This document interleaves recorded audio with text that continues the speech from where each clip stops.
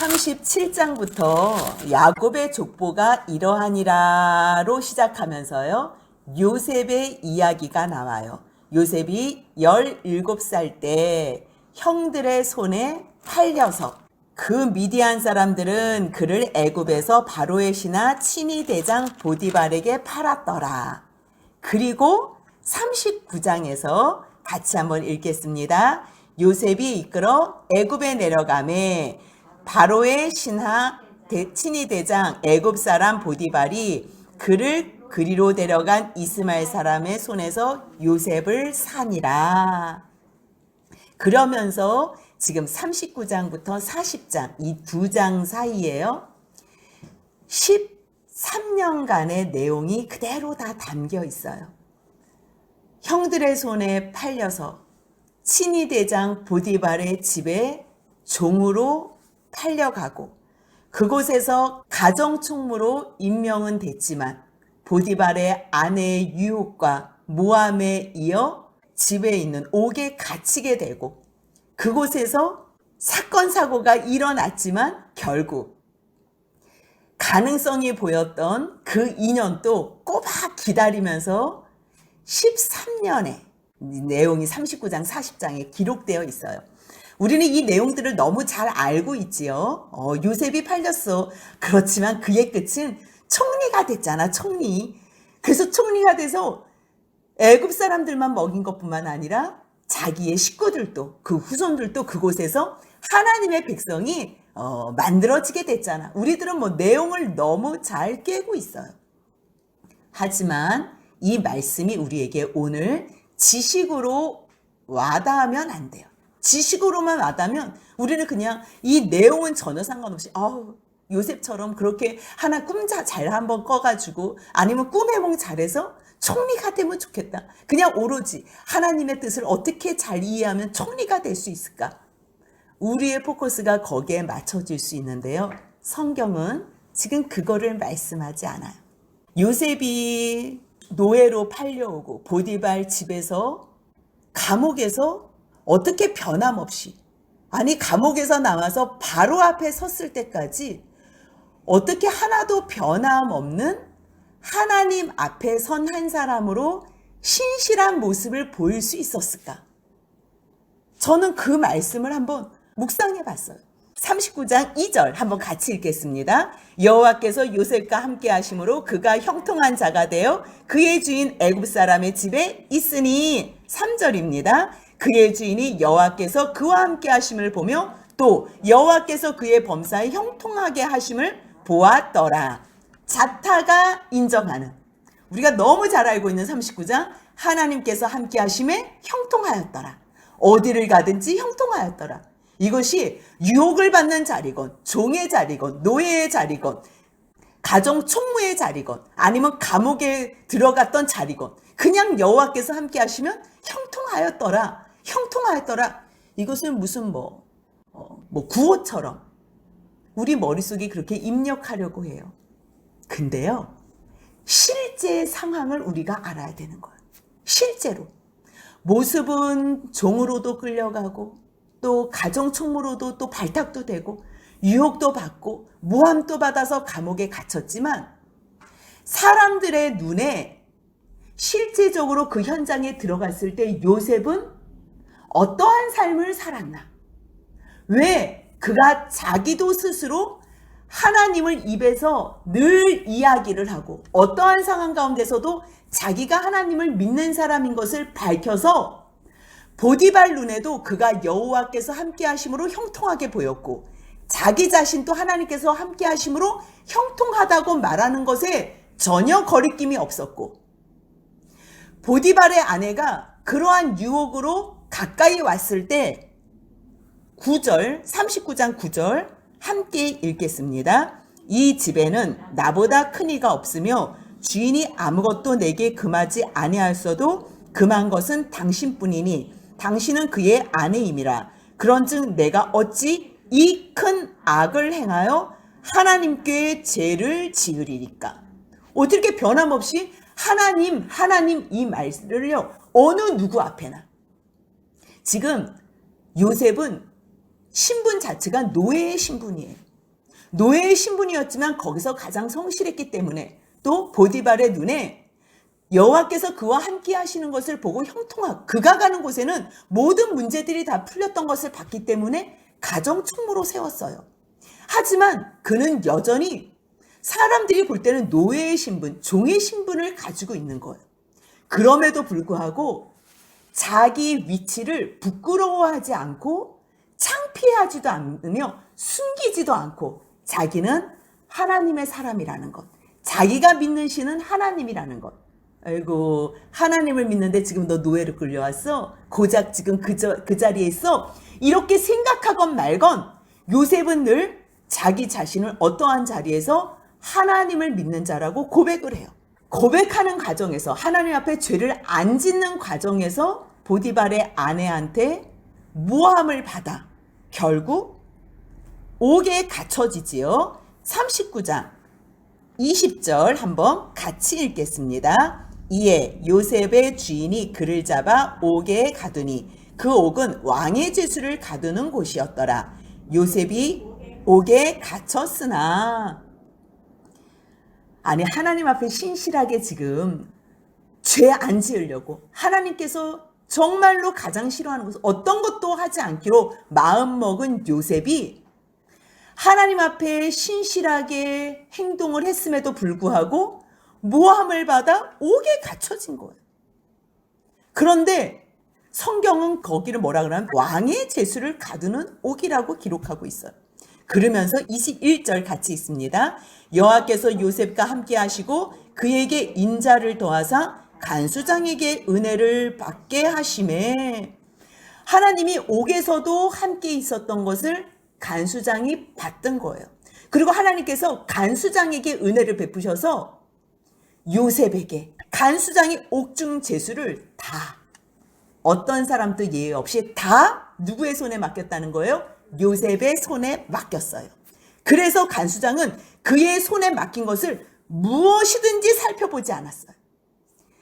요셉은 어떤 사람을 만나도 노예로 있을 때건 종으로 있을 때건 가정총무로 있을 때건 보디발의 아내가 유혹했을 때건 감옥에 갇혀서 간수 앞에서 하나님 앞에서 먼저 살았던 사람이에요. 그래서 상황이 바뀌고 환경이 바뀐다고 갑자기 바꾸거나 그러지 않았어요. 그렇다면 요셉에게 맡긴 일은 어떻게 그렇게 다 잘 할 수 있었을까? 처음부터 믿음이 좋았을까? 여러분들은 어떻게 생각해요? 요셉은 태어날 때부터 믿음이 좋았을 거라고 생각해요? 아니에요.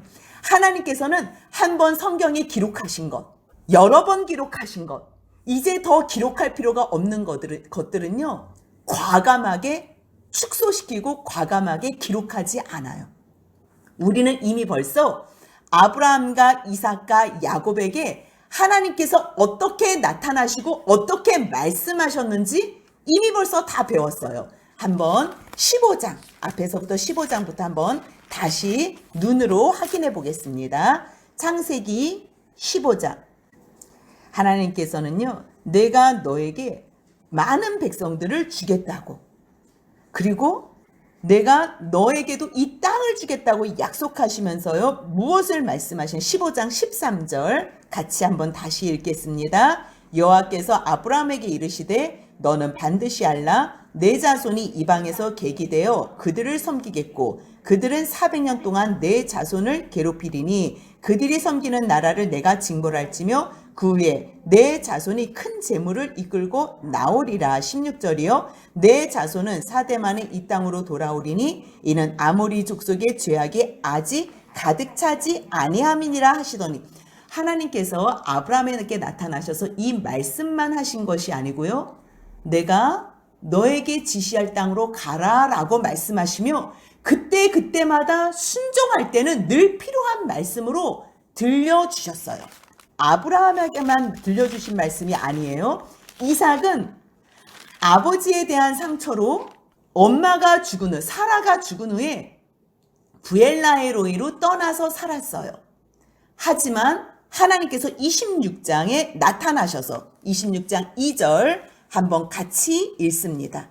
여호와께서 이삭에게 나타나 이르시되 애굽으로 내려가지 말고 내가 네게 지시하는 땅에 거주하라. 이 땅에 거류하면 내가 너와 함께 있어 내게 복을 주고 내가 이 모든 땅을 너와 내 자손에게 주리라. 내가 내 아버지 아브라함에게 맹세한 것을 이루어 내 자손을 하늘의 별과 같이 번성하게 하며 이 모든 땅을 내 자손에게 주리니 내 자손으로 말미암아 천하 만민이 복을 받으리라. 그렇게 말씀하셨어요. 그렇지요? 그리고 나서 이삭은 그 약속을 다 잊어버렸어요. 그래서 에서를 축복하려 그랬다가 죽을 날이 얼마 되지 않아서 막 축복하려 그러다가 그 속이는 일 가운데에 여호와 하나님을 두려워하면서 다시 정신 차리고 28장에서 야곱을 축복하는 내용이 나와요. 야곱을 축복하는 내용이.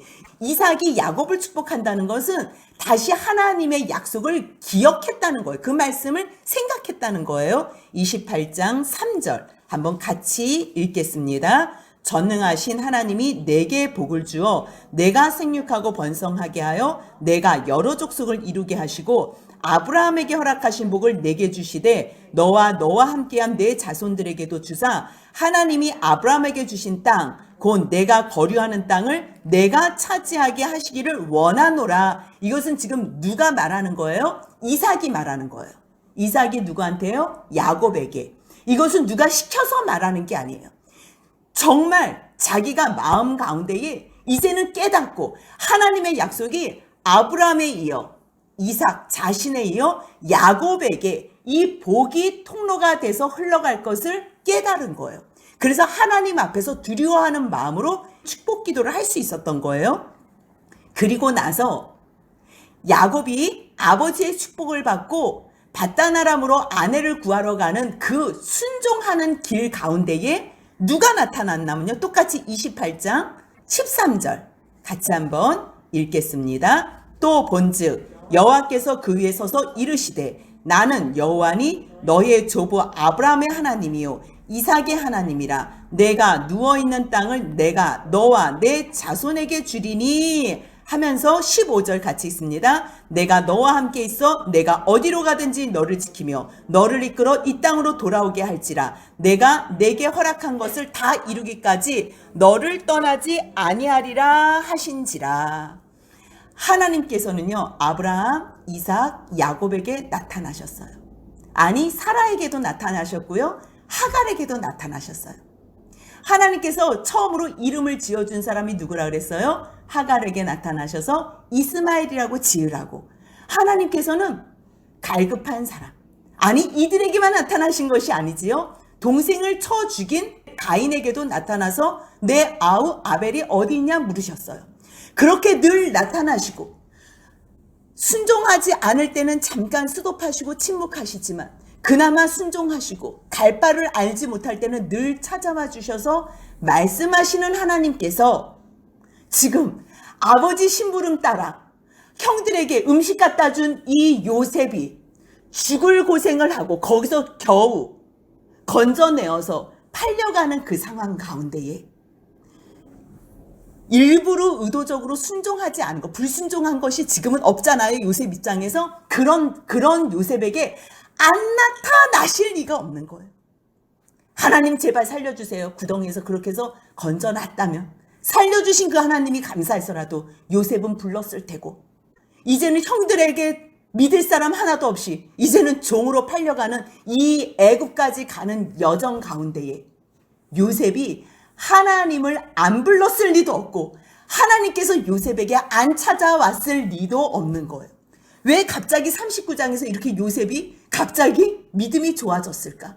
왜 갑자기 좋아졌겠어요?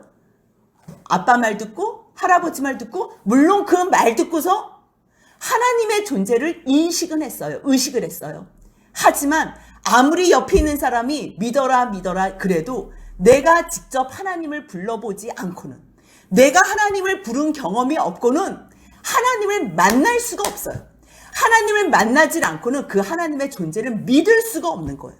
그렇다면 이 39장에서 자타가 공인하는 여호와께서 요셉과 함께 하셨기 때문에 형통한 그의 삶, 여호와께서 요셉과 함께 하신 것을 보기 때문에 보디발 눈에 저 애굽 청년을 노예로 사온 저 청년을 가정 총무로 세운다는 것은 이것은 이미 벌써 요셉 삶 속에서, 그 어린 청년 요셉 삶 속에서 살아계신 하나님을 목도한 거예요. 만난 거예요.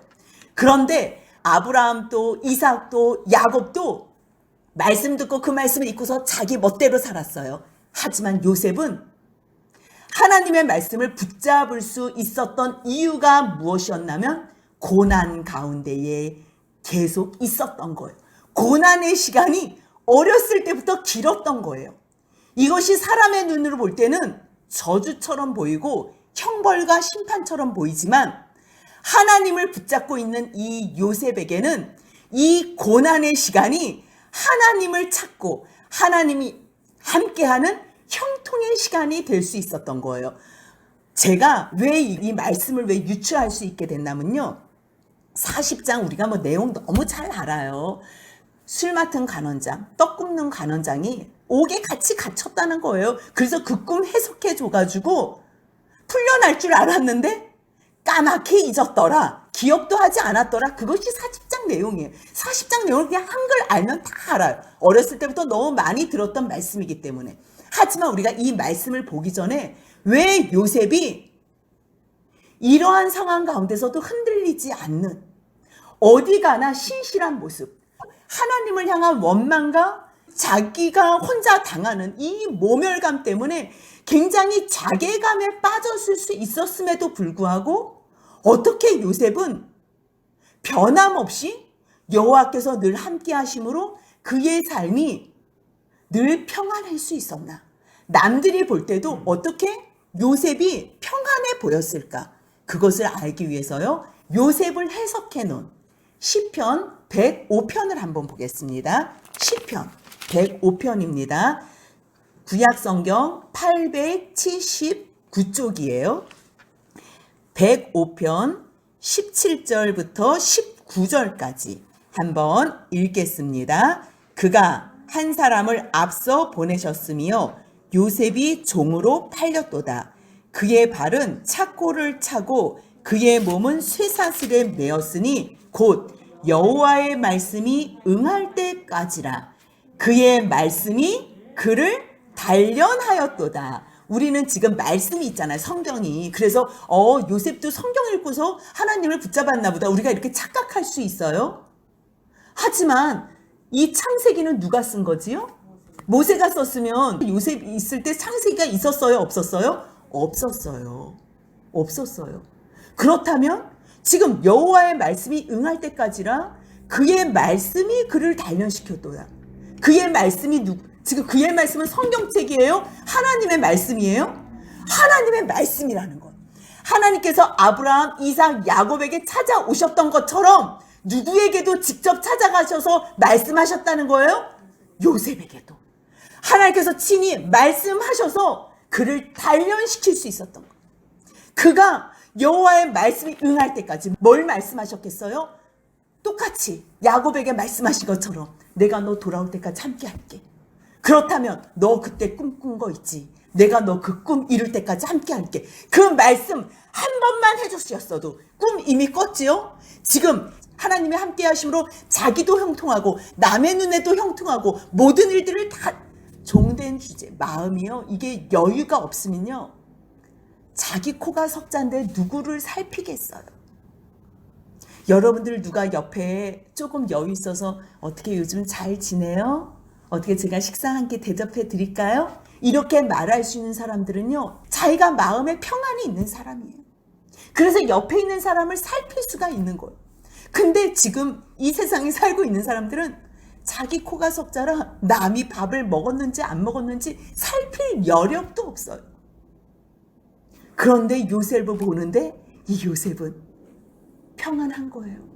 그가 어디를 가던 옆에 있는 사람의 위로가 되는 거예요. 일을 해결해 줄 수 있는 사람이 되는 거예요. 어떻게 해요? 하나님의 약속을 붙잡고 있는 거예요. 하나님이 약속하시고 말씀하시는 확증이 있는데 자기는 지금 어디에 매여 있어요? 착고에 매여 있고 감옥에 갇혀 있는 거예요. 그렇다고 하나님께서 허상으로 절대 말씀하지 않아요. 하나님의 음성을 들어보지 않은 사람들은 하나님의 말씀이 뜬구름 잡는 거겠다 이렇게 생각해요. 왜? 본인이 들어보지 못했기 때문에. 그런데 하나님의 음성을 들은 사람은요, 너무너무 확실한 거예요. 사실 이게 귀로 들은 게 아니거든요. 귀로 들은 게 아닌데도 불구하고 이거를 들었다고 말할 수밖에 없는 상황이 되는 거예요. 마음으로 감동을 주시는데, 마음으로 감동을 주시는 게 뭐예요? 말씀인 거예요, 그게. 그러니까 이거를 말씀을 나 안 들었어 이렇게 말할 수가 없는 거예요. 시편 기자가 이것을 정확하게, 요셉이 어떻게 그렇게 하나님이 함께 하심으로 형통한 삶을 살 수 있었나? 감옥에 들어갔는데 어떻게 간수가 모든 죄수를 그의 손에 다 맡겼나? 어떻게 그에게 맡긴 것은 다시 확인하지 않고 무엇이든지 보지 않을 수 있었나? 요셉 입장에서는요, 잠깐만, 이것이 하나님 이 사람을 통해서 하실까? 아유, 저 사람을 통해서 하실까? 아이고, 꽝이었네? 뭐야, 또 아니네? 이렇게 하면요, 마음이 쪼여가지고 그 사람 옆에서는 있을 수가 없어요. 그런데 하나님께서 내가 너 단련할 때까지 너 참아줘. 내가 너를 반드시 너 꿈을 이룰 거야. 하나님의 그 말씀이 요셉에게는 너무너무 분명했던 거예요. 그래서 보디발의 집에 노예로, 종으로 팔려갔어도 그는 자기의 모든 일들을 성실하게 감당할 수 있었고, 보디발의 아내가 유혹했을 때라도 흔들리지 않고 하나님 앞에서 범죄하지 않을 수 있었고, 감옥에 갇혔어도 모든 사람들을 지극히 섬길 수가 있었던 거예요. 그런데 그때 40장 1절입니다. 그 후에 애굽 왕의 술 맡은 자와 떡 굽는 자가 그들의 주인 애굽 왕에게 범죄한지라. 아니, 누가 범죄할 수도 있고 안 할 수도 있지요. 근데 이 모든 일들, 그 사람들이 범죄한 것까지도 지금 어디에 다 속해 있는 거예요? 이 하나님의 경륜 안에. 요셉의 일을, 약속을 행하는 그 일에 어떠한 도구로 지금 다 사용하신다는 거예요. 모든 것을 재료로. 누구를 위해서? 아브라함과 이삭과 야곱에게 약속하신 하나님의 약속이 이루어지길 위해서 요셉을, 순종하는 한 사람을 위해서. 어떤 사람이요? 순종하는 한 사람.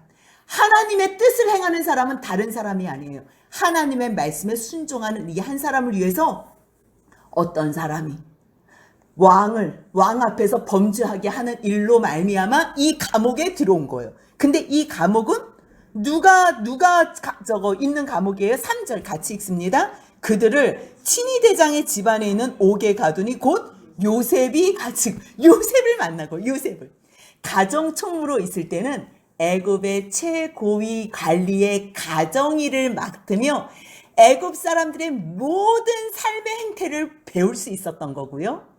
그리고 그것이 다 학습이 끝난 후에 이제는 감옥에 있으면서 이 감옥에서, 왕의 제수를 가두는 감옥에서 모든 애굽의 나라가 돌아가는 정치사를 배울 수 있는 학업 훈련소가 될 수 있었던 거예요. 그런데 그 일로 말미암아 그 가운데서 이제 누구를 만나는 일이 있어요? 하나님께서 어떤 그 도구를 통해서 바로에게까지 연결하는 고리가 있어야 되는 거예요. 그런데 그 연결하는 고리 가운데서 바로에게 가장 측근, 바로가 생사가 달려있는 이 일, 가장 신임할 수 있는 사람이 어떤 사람이냐면 술 맡은 관원과 떡 굽는 관, 바로의 먹는 것을 책임지는 사람. 술 맡은 관원, 우리가 또 성경에서 누가 있었지요? 느헤미야. 그 옆에서 가장 신임하는 사람. 그런 것처럼 지금 이 바로의 가장 측근이 범죄한 일로 요셉하고 같은 감옥에 들어온 거예요. 그런데 여기 조금 이상하게 적혀 있는 게 있어요. 4절 같이 읽습니다. 친위대장이 요셉에게 그들을 수종들게 하매 요셉이 그들을 섬겼더라. 그들이 갇힌 지 여러 날이라. 친위대장이 자기 아내 일로 요셉을 감옥에 가뒀어요. 그런데 죽이지도 않고 옥에 가뒀는데 지금 왕의 가장 중요한 죄수, 모든 애굽 사람들의 이목이 집중되어서 감옥에 갇혀있는 그 죄수를 지금 수종들게 하는 사람을 누구로 발탁해서 했다는 거예요? 요셉. 왜요? 왜요? 가장 믿을 수 있으니까. 그러니까 자기 아내의 위신 때문에 지금 빼줄 수는 없지만 이 감옥에서 마음껏 자유롭게 간수의 일을 하는 거예요. 요셉은 죄수의 일이 아니라 간수로서의 일을 하는 그러한 자리에 있었던 거예요. 그런데도 불구하고 보디발이 자기에게 맡긴 이 죄수들을 수종하는데 어떻게 수종했냐면요. 그들을 섬겼더라. 섬기는 모습이 있었어요. 이게 하루 이틀이 아니고요. 갇힌 지 여러 날 동안 섬겼어요. 그런데요. 어느 날, 이 여러 날이 지난 어느 날 술 맡은 간원장과 떡 굽는 간원장이 동시에 같은 날에 꿈을 꾼 거예요. 이 꿈꾸고 싶다고 꿈꾸고 꿈꾸기 싫다고 꿈 안 꿔요? 하나님의 섭리 아래 지금 놔져 있는 거예요. 밤에 꿈을 꿨는데 그 내용은 다른 거예요. 아침에 요셉이 그 사람들을 섬기기 위해서 들어간 거예요. 6절 같이 읽습니다. 아침에 요셉이 들어가 보니 그들에게 근심의 빛이 있는지라. 섬기기 위해서 아침부터 움직이는데요. 그 사람들의 얼굴을 살피는 거예요. 저 사람들 오늘 기분이 어떤가? 이것까지도 극진히 섬기는 거예요. 그냥 야, 저 사람들 수종 들어 이랬다고 그냥 뭐 필요한 것만 물 필요해요? 뭐 필요해요? 이렇게 하는 것이 아니라 저 사람들의 상황과 얼굴의 색깔까지도 오늘 기분 상태까지도 다 살피며 수종드는 섬기는 요셉의 모습을 볼 수가 있어요. 그 많은 사람들을 다 이런 모습으로 섬겼을 거 아니에요? 그런데 이 많은 시간 가운데 그 많은 사건 가운데 이 사건으로 말미암아 바로 앞에 설 수 있는 기회를 잡은 것뿐이에요. 하나님은 우리에게 많은 사람들과 많은 환경들을 만나게 해주세요. 그 모든 시간 속에서 하나님은 하나님의 때에 정해놓으신 그 한 사람, 하지만 우리는 구별할 수 없어요. 그 한 사람을 만나게 하시는 거예요. 요셉이 그 주인의 집에 자기와 함께 갇힌 바로의 신하들에게 묻는 거예요. 아니, 얼굴에 왜 근심빛이 있습니까? 그러니까 그 사람들이 뭐라, 예, 우리가 꿈을 꾸었는데 아유, 이를 해석할 사람이 없네. 당연하죠. 세상 사람들은요, 문제만 있지 그것에 대한 답이 없어요. 그런데 요셉은 뭐라고 이야기를 해요? 8절 같이 읽겠습니다. 그들이 그에게 이르되 우리가 꿈을 꾸었으나 이를 해석할 자가 없도다. 요셉이 그들에게 이르되 해석은 하나님께 있지 아니하나이까 청하건대 내게 이르소서. 요셉은 어디나 다 확신이 있는 거예요. 어디나 하나님이 함께 하시고 하나의 감동을 주시는 거예요. 아니, 꿈은 하나님에게 있는데 당신들에게는 답이 없지만 전에는 요셉이 꿈꾸던 자예요. 하지만 지금 세월이 지나서 11년이 세월이 지난 지금은요, 하나님과 동행하는 삶을 살다가 이제는 꿈을 해석하는 자가 되었어요. 그런데요, 여기서 단어 하나가 참 우리의 눈에 들어오는 게 청하건대. 이 사람들이 얼마나 근심이 있어요? 이 꿈을 해석해 줄 자가 없어요. 근데 지금 요셉이 아니, 이 해석은 하나님께 있지 아니합니까? 너무너무 확신이 있는 거예요. 그러면 이 사람들을 도울 수 있는 이 길에 아주 고자세로 아니, 얘기해 보세요. 내가 꿈 해몽 좀 할 줄 알거든요. 이렇게 얘기할 수도 있을 텐데요. 뭐라고 이야기하냐면 청하건대. 옆에 있는 사람을 위하고 돕는 일인데도요, 그 사람의 허락을 받는 거예요. 옆에 사람의 가장 큰 문제를 해결해 주는데도, 가장 큰 아픔을 해결해 줄 때도요, 우리는 그러한 상황에서 고자세가 될 수 있거든요. 이거 뭐 도와줄까요? 뭐 밥 해줄까요? 뭐 해줄까요? 하지만 고자세가 아닌 늘 그가 필요할 때 우리에게 요청할 수 있게. 그래서 우리들은 청하건대 말씀하시면 내가 대답해 주겠습니다. 이루소서. 그렇게 청하고 있어요. 그러니까 이제 술 맡은 간원장이 이야기를 하는 거죠. 와, 내가 꿈에 봤는데 내 앞에 포도나무가 있었어요. 그 포도나무에는 가지가 3개가 있는데 그 세 가지에서 싹이 나고 꽃이 피고 포도송이가 이먹고 내 손에는 바로의 잔이 있지 않았어요? 그래서 내가 그 포도를 따가지고 그 즙을 바로의 잔에 짜가지고 그 잔을 바로의 손에 드렸어요. 그 꿈을 듣는 순간 그대로 얘기하는 거예요. 12절 13절 같이 읽습니다. 요셉이 그에게 이르되 그 해석이 이러하니 세 가지는 사흘이라. 지금부터 사흘 안에 바로가 당신의 머리를 들고 당신의 전직을 회복시키리니 당신이 그 전에 술 맡은 자가 되었을 때에 하던 것 같이 바로의 잔을 그의 손에 드리게 되리이다. 와, 이게요, 꿈을 들었다고 바로바로 하나님이 감동을 주시는 거예요. 막 확신의 감동을. 아, 이 사람이 바로 특근에서 술 맡은 간원장인데 이거는 뭐 가장 바로에 대한 이 사람이라면 하나님께서 이 사람을 통해서 나를 꺼내주겠구나 이렇게 생각을 해가지고요. 이거는 사람을 의지하는 게 아니에요. 사람한테 비리 붙겠다는 게 아니에요. 하나님께서 그러한 마음을 막 주시는 거예요. 그래서 뭐라 그래요? 14절 같이 읽습니다. 당신이 잘 되시거든 나를 생각하고 내게 은혜를 베풀어서 내 사정을 바로에게 아뢰어 이 집에서 나를 건져 주소서. 그러면서 그때도 하는 말이 뭐라 그러면 나는 히브리 땅에서 끌려오자. 이게 끌려오다는 강제로 끌려왔다. 유괴되어 왔다. 이런 거예요. 여기서도 옥에 갇힌 일은 행하지 아니하였습니다. 나는 히브리 사람이라는 거. 하나님의 사람. 나는 하나님을 지금 이 꿈은 지금 내가 한 것이 아니라 누가 해석해 줬다는 거예요? 하나님께서 해줘. 그래서 당신이 혹시 정말 잘 되시거든. 우리들은 하나님이 어떠한 이렇게 꿈을 줄 때가 있어요. 그러면 늘 최선을 다하지만 저 사람한테 뭘 이용하기 위해서는 아니에요. 그런데 기회가 맞닥뜨려지지요. 그러면 혹시 이 사람을 통해서 하나님께서 일을 행하실까? 그래서 우리가 부탁은 할 수 있어요.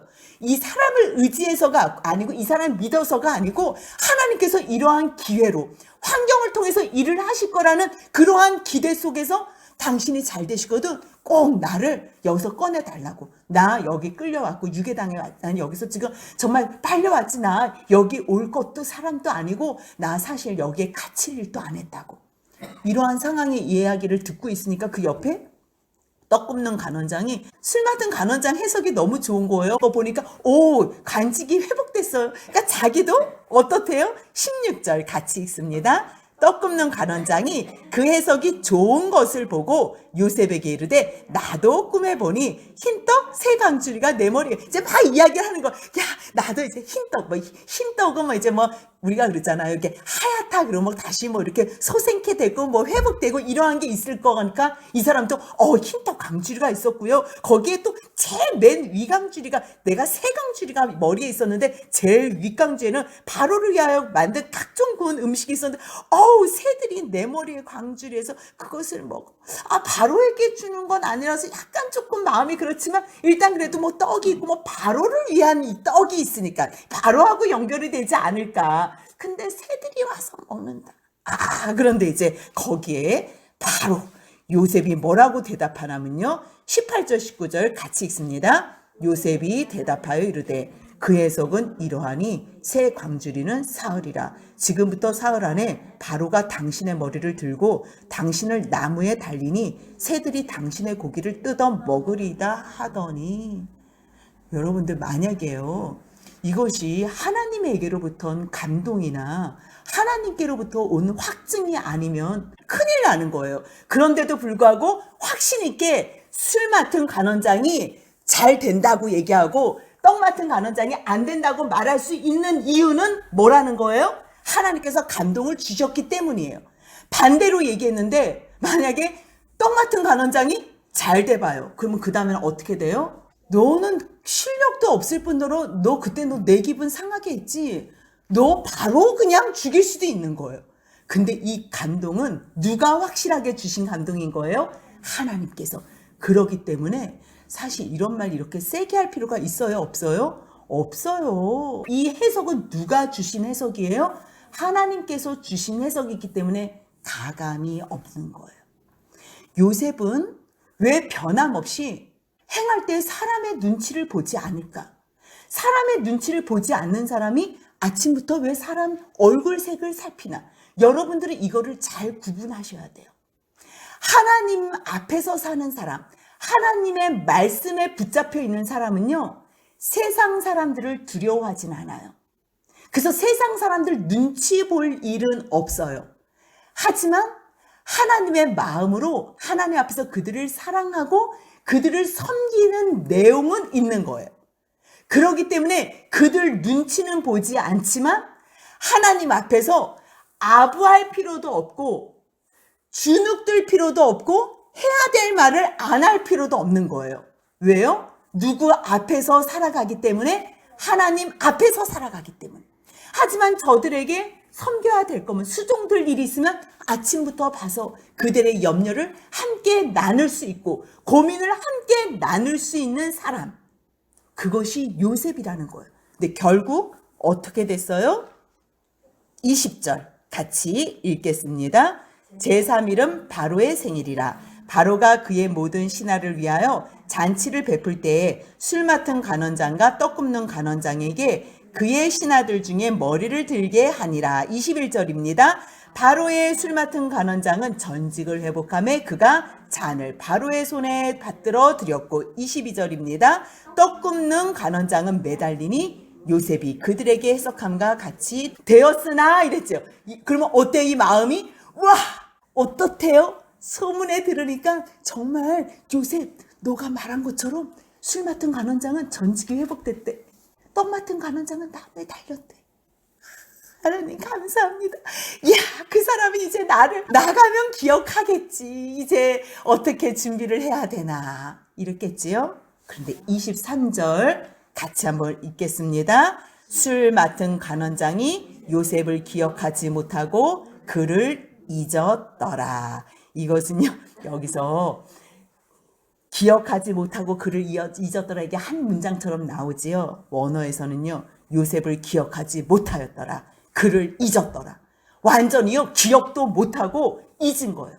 근데 만약에 우리가 여기서 술 맡은 간원장이 복직이 돼서 요셉을 기억하고 바로에게 말씀을 잘 드려서, 그 다음에 어떻게 됐겠어요? 말씀을 잘 드려서 나왔더라 그래봐요. 그러면 이 나이가 몇 세예요? 28이에요. 28에는 관직에 오를 수가 있을까요? 없을까요? 없어요. 그러면 그냥 해봤자 뭐밖에 안 돼요? 감옥에서 빼앗아서 자유인밖에 안 돼요. 할 게 없어요. 그런데 술 맡은 간원장은 잊었지만 여호와 하나님은 기억하고 계셨던 거예요. 그래서 41장 1절 같이 읽습니다. 만 2년 후에 바로가 꿈을 꾼즉 자기가 나일 강가에 서 있는데, 2년을 채운 거예요. 왜요? 세상 사람들에게 대한 모든 기대가 다 무너질 때, 이거는요 그냥 2년도 아니에요. 13개월 2년, 뭐 2달 2년 이런 거 아니에요. 횟수로 2년 이런 거 아니에요. 꼬박 24개월, 만 2년이에요. 만 2년 꼬박. 잠깐만, 연락이 올 때가 됐는데, 아니 술 맡은 간원장 요즘 오지 않았어요? 연락 없는데. 얼마나 오래 기다렸겠어요. 모든 기대가 다 꺼지고 없어져 있는 그 시간, 세상 사람들에게 어떤 기대도 할 수 없는 그 시간, 그 시간이 얼마나 걸렸던 거예요? 만 2년. 그때 하나님께서는 다시 새롭게 일을 시작하셔요. 완벽하게 세상 사람들이 어느 누구도 생각할 수도 없고, 요셉 자신도 왜 나 안 꺼내주지? 하나님께서 약속해 주셨는데 왜 안 꺼내주지? 마음이 졸일 그때. 하지만 하나님께서는 한 번에 완벽하게 일을 끝내시기 위해서 2년 동안 더 그 감옥에서 정치적인 수업을 듣게 하고, 그 시간에 바로가 꿈을 꾸는 이 역사가 일어나요. 그래서 41장 12절 같이 읽습니다. 그곳에 친위대장의 종된 히브리 청년이 우리와 함께 있기로 우리가 그에게 말하며 그가 우리의 꿈을 풀되 그 꿈대로 각 사람에게 해석하더니. 우리는요 사람에게 기대할 거는 사실 없어요. 우리는 어떠한 상황과 어떠한 환경 속에서 최선만 다할 뿐이에요. 근데 그 모든 일거수일투족을, 우리의 마음과 속 생각까지 다 아시는 하나님이 우리를 보고 계시는 거예요. 그래서 이 모든 운행과 역사를 누구 손 안에서 이루어진다는 것을 우리가 오늘 확인한 거예요. 하나님의 손. 그렇기 때문에요, 사람한테 기웃거리고 사람한테 아부하고 사람한테 비리 붙을 일이 없어요. 아무리 비리 붙어도 사람은 기억도 못하고 잊어요. 하지만 그 모든 상황 가운데서 기억하시고 섭리하시고 일을 추진시키시는 분은 누구시라는 거예요? 살아계신 여호와 하나님. 그 하나님만 바라보는 저와 여러분들이 되시길 주님의 이름으로 소원합니다. 아멘.